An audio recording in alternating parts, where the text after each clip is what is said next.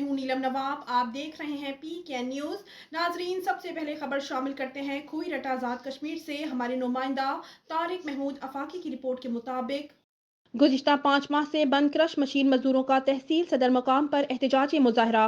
मुजाहिरीन ने play card और banners उठाए हुए थे जिस पर बादशी कत्लेआम को रोकने के नारे दर्ज थे। सदर जमात इस्लामी यूथ और मरकजी रहनुमा अंजुमन ताजरान चौधरी इनामुल हक ने एहतजाजी मुजाहरे से खिताब करते हुए कहा कि अदालत आलिया के फैसले से तकरीबन 1.5 लाख मजदूर तबका बेरोजगार हो चुका है।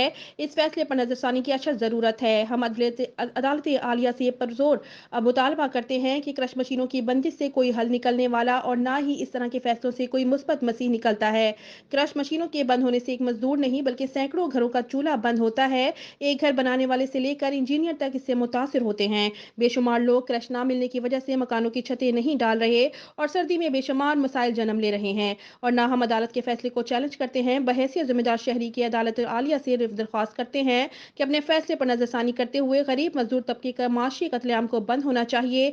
और हम इलेक्ट्रॉनिक, प्रिंट मीडिया और सोशल एक्टिविस्ट से दर्दमाना अपील करते हैं कि इन गरीब मजदूरों की आवाज़ की रसाई आला हकाम तक पहुंचाने में मुआवनत करें ताकि इस महंगाई में गरीब मजदूर बाइज्जत तरीके से अपनी रोजी रोटी चला सके।